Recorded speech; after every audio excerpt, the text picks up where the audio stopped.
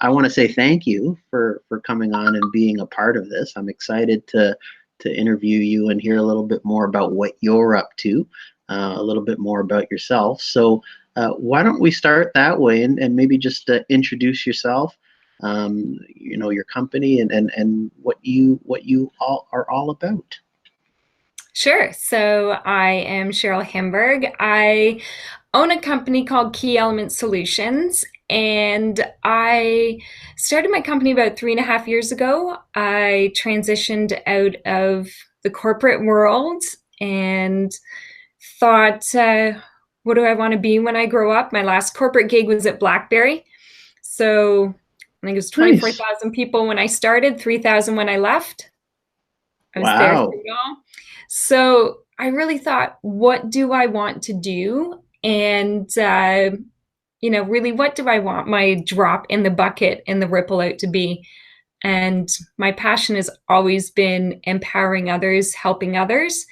And so I transitioned the aspects of my corporate career that I loved and things I'm uniquely great at into what I get to do every day. And it's awesome.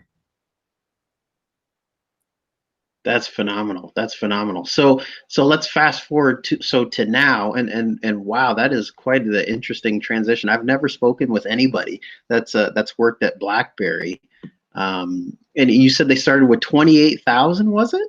I think it was 24,000 when I joined or well, at the peak um, of when I was with the company. So yeah, it was a very dynamic 5 years. I worked with a phenomenal team. I had some really amazing leaders that just really believed in my ability and allowed me, the opportunity to really just do what I'm great at. And I learned so much. I say it's a crash course in learning with the massive change that we went through. But I love change, right? I love the opportunity that it brings, the excitement that it brings, the innovation that it brings. I think that you grow the most when you're outside of your comfort zone. And so for me, it was an exciting, amazing time in my career that I couldn't replicate again.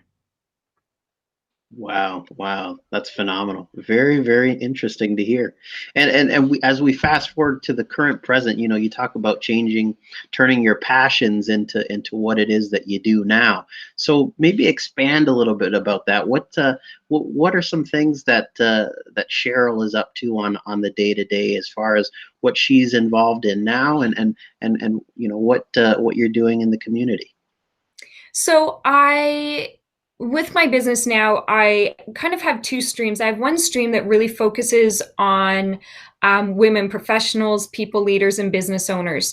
And I say it's to really shatter their glass ceiling, the thinking that we impose upon ourselves, our own self-limiting beliefs. And I developed a quarterly mastermind, which we normally did in person, and we are transitioning to virtual. Our next one's April 30th, so we're transitioning to virtual right now, and really I do group coaching in through that, so we're really able to create community and build community and collaboration over competition, and be able to be supported by other driven, like-minded women and really move the needle forward in whatever we're doing. So that's been really, really wonderful. It's exciting. And the second area that I do work in is I do executive and leadership coaching, and I'm also a trainer in the 12-week year. So I don't know if you've heard of that before or not. There's a book called The 12-Week Year. And I think close to 10 years ago, I guess, I read a book and it changed my life. And that was the book. It Wow. changed the way I view goal planning, how I execute to achieve my goals, whether it's with a team or individually. And I'm so passionate about it because I know how impactful it is. um, I've used it like globally, right? You know, in a global organization, you can use it at that scale, but you can use it in a small business and it's just as effective. And that's what I love is it's so transformative for people and small businesses, and they don't need to have Google's, you know, bank account or people count to be able to implement it. And they can have just as amazing results from it. Wow, wow. And that's, I mean, that so signifies passion. You said that, you read it all those years ago and it changed your life. And now you're using it as a way to change other people's lives as well. I think that's very, very rewarding. So tell me, so you work specifically with females in this sector, is that correct? Yeah, so I do. I work with a lot of women professionals. So they might be a professional in their career, or in an industry. It could be financial planning, real estate, freelancing, and with team leaders. So executives that lead teams within an organization and female business owners. So it's really women that are, you know, either guiding their future forward or the future of their organization and team forward. That's awesome. Wow, wow. And obviously, I mean, with the move to virtual, it sounds like you're not limited by geographical location. How far across do you service? So I can work with people globally, which is really the exciting thing. So I have connections in Manila, I have connections in the UK.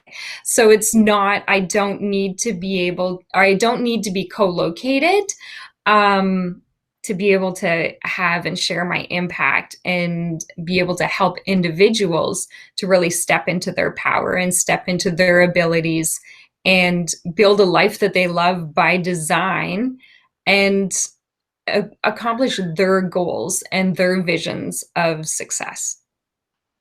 That's phenomenal. That's phenomenal. Wow. Just one example, like what's been like an example that you can kind of pick from or pull out of your current experience that you could say was super rewarding in what you get to do now? I'd say if I was looking from like a business aspect, I worked with an individual. She and her husband owned a business. Their business was struggling. They were really getting close to a point of if they were going to have to close. They had mortgaged their house to the hilt, mortgaged her mom's house to the hilt, to Wow. be funding this. Her husband was working 7 days a week. She was working, you know, 5, 6 days a week. They had 2 kids. It was just really a recipe for disaster.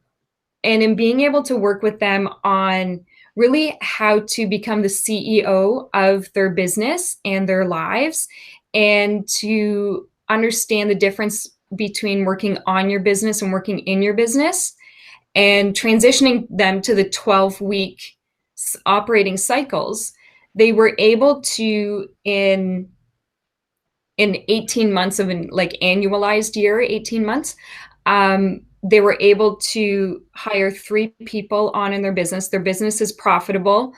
Um, she works part time, 4 days a week. She's there for the kids before and after school, can take them to school, pick them up. If one of them is sick, she can stay home with them.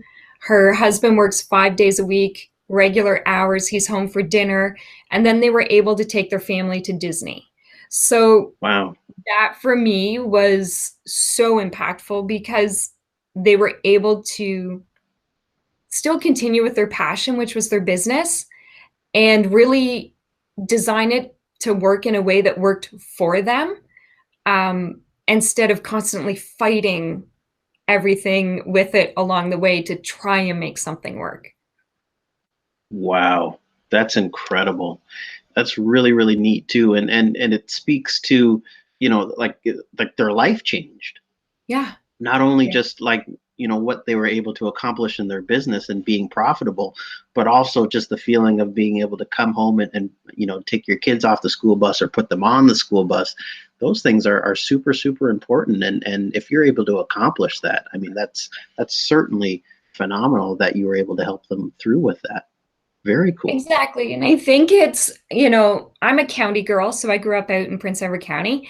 And Nice. so I think that, you know, having that really family oriented mentality growing up, and, you know, the value base that I had with that is that it really was, it's really become about building a life by design that works for you, and being able to adapt that instead of giving up your core values or giving up the things that matter most to you just for, you know, the 9 to 5 job. It's really being able to help people see that the opportunities are there, and be able to take my skills and my experience and knowledge and be able to help them create that, and then the ripple out that has in their community. It all Awesome. gets paid forward, right? Absolutely, absolutely. And for the people watching too, just reference, what part of the county are you from? So I grew up on Lower Massasauga Road, and so right over the bridge, so just past Rednersville. But my best friend still lives in Ameliasburg. Another friend lives out in Wellington. My mom's still in Belleville. A couple other friends living right in Belleville. So I try to get home as much as I can. I love being there. And every summer we rent our cottage. We rent a cottage that's not ours, but we rent a cottage on Roblin Lake. And yeah, it's any chance It's I a can get to beautiful spot. Sandbanks, I'm there. It's a beautiful It spot up is. there for sure. Yeah, yeah. So I'm super curious, right? Because like with what you and I do, like I'm in a position where pretty much most of what I can do is virtual. So we're very fortunate that way. And from what you've expressed so far, it seems very similar in your circumstance. I know, although it seems you mentioned that virtual meetings are, obviously the face to face is Yeah. definitely more encouraged and more, I prefer that quite myself. But talk a little bit about how you yourself as a business is adapting to the current circumstances and the current environment in business, and then also how you're encouraging your clients as well.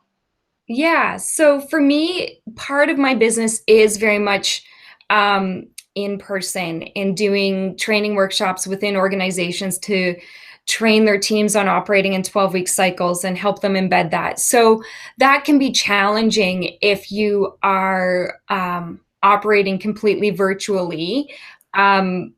In this type of situation, you know, if the team already operates virtually, it's much easier to integrate something. So that whole aspect of my business has kind of been put on hold for the moment. And what I've been saying to people when I speak to them is pivot, but don't pause. So when we're in this type of situation, these circumstances, we can do one of two things. We can either contract or expand. And I say contracting is kind of sitting there waiting till the end of this, and then having the world hand to you what your business landscape looks like now, and you say, okay, this is what I have to do. Or you can expand and look at new ways, new opportunities, and innovation. So I've really been sharing out with, I've had conversations with a lot of organizations, a lot of leaders who are in typically non-remote industries who are now forced to operate remote and are not experienced in leading teams remotely. I've been having a lot of conversations with them to really just share my experience, my insights, and to help guide them through in ways that they can really navigate it better. And ultimately, my hope is for people to come out the other side thriving, not just surviving. So Mm, I'm still able to share. in a way that, and I'm just sharing that out. So I haven't been charging out for that. I'm just sharing that out because, again, I believe in supporting people in a time of need and building that community and sharing those abilities so that we are all able to come out of this stronger. And the second side, then, I mean, I'm still working virtually and remotely. Um, so I really encourage people to pivot, but don't pause, right? Be creative, be innovative, Love it. talk to people around you, really leverage your networks right now, reach out for help. People want to help and support, leverage other people's experience, and um, it's not the time to recreate the wheel right now if someone else has experience that they can share with you to help guide you through this. Wow, I really love that statement. Pivot, don't pause. And then Don't you also pause. mentioned another statement, which I love, which is thrive, don't just survive. And I think a lot of businesses are in survival mode right now. Like they're kind of playing defense, and they're like, okay, what can we cut? How can we minimize our expenses? And it's interesting because I just got off a coaching call with my coach this morning, and he was talking about when you're looking at how to cut costs and things of that nature, like that should be like the third thing that you look at in your business. Certainly not the first thing that you look at. So I think there's a lot of value in what you're saying. Talk to me about, like, do you sense a lot of fear in the business community around just I don't want to make the wrong decision, so I'm just not going to do anything at all. Yeah, it's that like analysis paralysis kind of thing, right? Mm, So much information coming at you. And we have to understand too that we're not just dealing with one change. If it was just our business and we were looking at, oh, do we want to, grow our business and scale right now, or do we want to change the way we're operating? This is our entire world, right? So we are experiencing rapid change, but we are experiencing immense change in a lot of areas. And everyone deals with that differently, right? Everyone copes with it differently. And and everyone's feelings are valid in that. Um, and I say it's fine. I've had my meltdowns too, but what is the future of my business going to look like? Am I going to be able to really have the impact that I want to have? And I had to grieve my 2020 that I had planned. I had to grieve what I was expecting to do with my business. And that's fine to take that moment, but then come back and say, okay, now this is what's in front of me. So where are the opportunities? And like you said, it's not just about cost cutting. It's a lot of people are acting out of fear um, and uncertainty. And so I say that don't make long term decisions based on short term emotions. You want to yeah. really be able to look and see, okay, where am I going, and make some more strategic, thoughtful decisions as to where you are moving forward. And that we don't all have the answers. None of us have all the answers. It's fine to say to your team, I'm navigating through this with you. I don't have all the answers to this. We're going to focus on this and work in this way. That's all valid. But going into a scarcity mindset will not position you to thrive on the other end of it.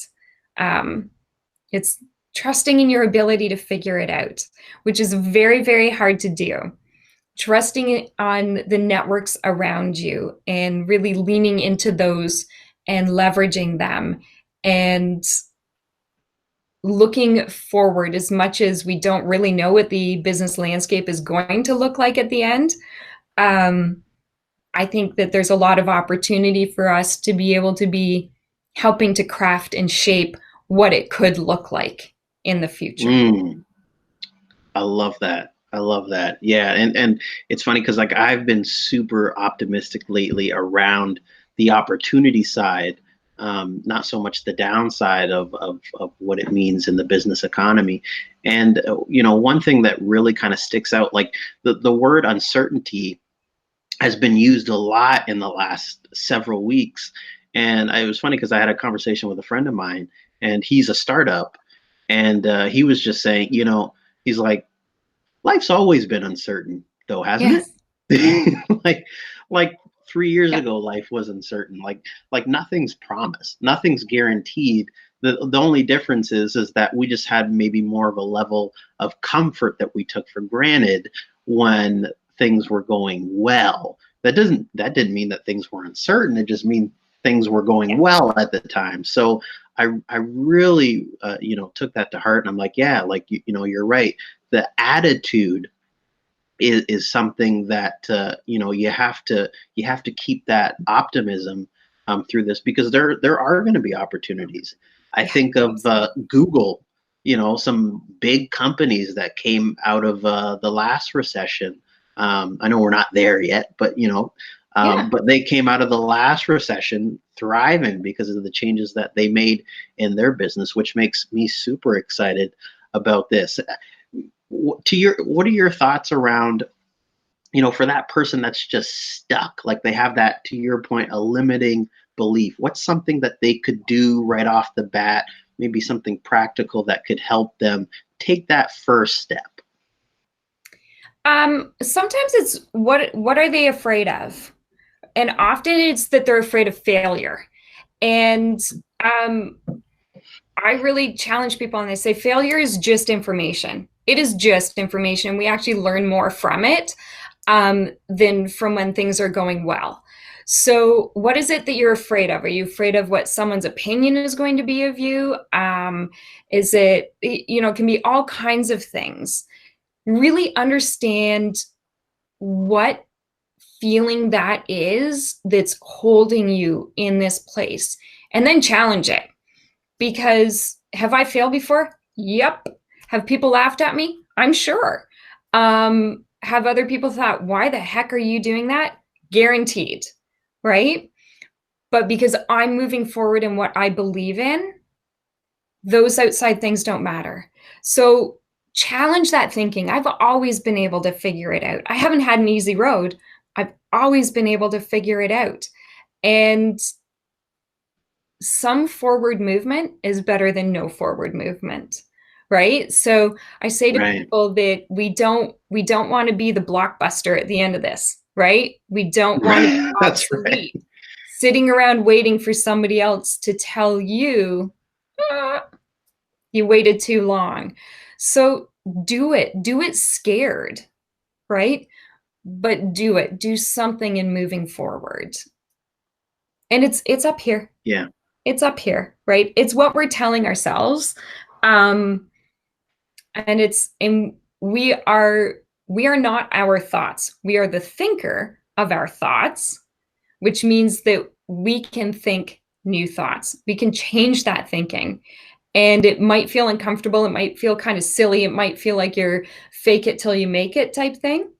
But the more you keep saying that to yourself, and the more you keep revisiting past things you've determined as a failure and looking at it from a new lens, um, the more you will be able to continue to grow, create that awareness, and move forward now, and see the opportunities, because they are there. I can guarantee you, regardless of any situation, there are opportunities there.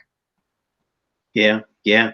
And to your point, you can't grow without failing. No, It's near impossible to do that. I've never learned anything through success. I've learned no, it all through making mistakes. yes, So, it's and like, my opinion, one man's opinion, I feel like right now is the true test of entrepreneurship. I really do. yeah, I've had conversations with people that ran their business during the recession in 2008, and just asked them question after question about, what are some of the things that you did? What was your yeah, mindset walking into it, and it was really quite fascinating to hear their feedback and hear kind of what their take was on it. And I look at this the same. I won't lie to you. I was a little excited because I thought I've been saying for the last 4 years, and this is why, on another side of a conversation, why I really got to saving money and investing and things of that nature, because I was like, it's coming, it's coming. So you got to save up for that rainy day. And now I would be lying to you if I said I wasn't a tiny little excited about, wow, I'm kind of forced into this box. What creativity is going to come out of that? Talk about that from Yeah. your experience. What creative ability has come from you during this time, and have you learned anything from that? Yeah. So I think one of the biggest things that I've learned is how important my mindset is. Just how Mm, incredibly important my mindset is in having conversations, especially and with other people, and how grateful I am for my mindset and the work that I've really done on on developing a mindset that supports my success, that supports moving me in in the way that I want to go and towards my goals. My thinking doesn't move me away from my goals; it moves me towards my goals. And so I think for creativity, it's just been getting on calls with people and being able to talk to them, and they have their challenges and ideas just popping into my mind and flowing out of me. And I'll be sitting and watching TV with my husband, and I'm on the laptop just going, and he said, "What are you doing?" And I'm like, "No, like, we could do this and we could create this and this would help."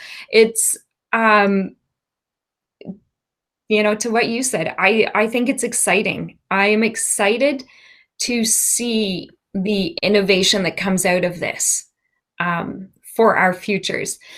That doesn't mean I'm not mindful of the challenges people are experiencing. I am very, mm. very mindful of that. Um, and, we've been doing our part in purchasing gift certificates and supporting, some local businesses that we love, and through this in ways that we can.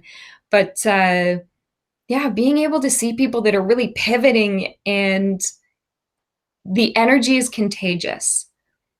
And I've had calls with people who came onto it just feeling that there was nothing good, like just no opportunity in front of them. And they leave the call and they're excited. And that, I think, is, really what we need to use and share moving forward. It's hope. It's hope. It is Yeah, hope. Yeah, it is absolutely hope. that's phenomenal, man. And it's really really cool because, like, I feel like just the energy, and like I just kind of watched you a little bit on LinkedIn, and I just thought, that the energy that you have, it's very very positive, and very uplifting. And I've heard people kind of talk about, oh, like, I had to get off of social media because of all the negativity, and I was kind of thinking, like, where? Like my feed is full of people encouraging one another, uplifting one another. Yeah. I'm like, you got to check your friends, man, because there's a lot of Yeah. positivity happening. What's your thoughts around that? So, yeah, I have a really great network around me, that of like-minded people, that we really, are positive. Doesn't mean that we don't have moments of struggling, but I've really had to step back. I too had things going in my feed that were just this constant negativity, you know, just a mindset of not something that supports, right? Not something that is benefiting. And really drawing anything forward. And so, really, I mean, I've unfollowed some things. I have, because I want to make sure that it is so important for me to be, and I greatly appreciate you saying that you feel that energy from looking at my things, on social media and online, because I really do believe in that positivity. and want to be radiating that out. So if people are really sitting there, we're the sum of the people around us. So if you don't have people around you that are building you up, that are encouraging you, that are helping you to find opportunity, that are, helping you to brainstorm or just create positivity in any way, you might want to do some internal thinking and some reevaluating of what aligns with your core goals and what aligns with you and where you're going. So we have on average 50,000 thoughts in a day, which is a lot. It's crazy. Yeah. 90 to 95% of them are a repeat from the day before. So your thinking aligns with your actions, which align with your results.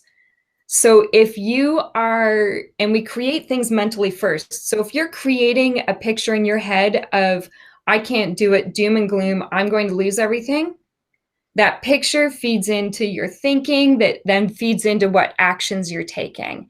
And you're going to take very small, closed, negative actions. If you are supported and surrounded by people and your thinking is really looking towards the positives and the opportunities, and that you are just, even if you just say, I'm just going to come out of this a more connected, more kind and caring, understanding person, even that will shift everything for you if you connect to that for 5 days, every day, constantly. And then you will start to just see opportunity and you will start to view things very differently. And it's easy to see why people get stuck in a very negative loop, because if 90 to 95% of our thoughts are a repeat from the day before, if we allow our thinking to maintain just on negatives, we'll just keep repeating that. Right, right. And repetition leaks into habit, which leaks into your way of life and your lifestyle. Absolutely. Yeah. This won't be the Awesome. last challenge we ever face in our time circling the sun, right? So That's learning right. resilience and and just problem solving and figuring it out one step at a time is, just to me a greater skill than near anything you can have. That's phenomenal. That's phenomenal. And I just want to take this moment to again build you up and encourage you. Love what you're doing. I think the world needs a lot more of it. And let people know that are going to be listening to this where they can find you. Okay, so, and thank you for that. So my website is keyelement.ca. I'm on Instagram at Key Element Solutions, and on LinkedIn, you can connect with me, Cheryl Himburg. Fantastic. Well, thank you so much, Cheryl. I really appreciate your time. And thank you for sharing. That was uplifting. I enjoyed that and felt uplifted by that. So thank you very much. Wonderful.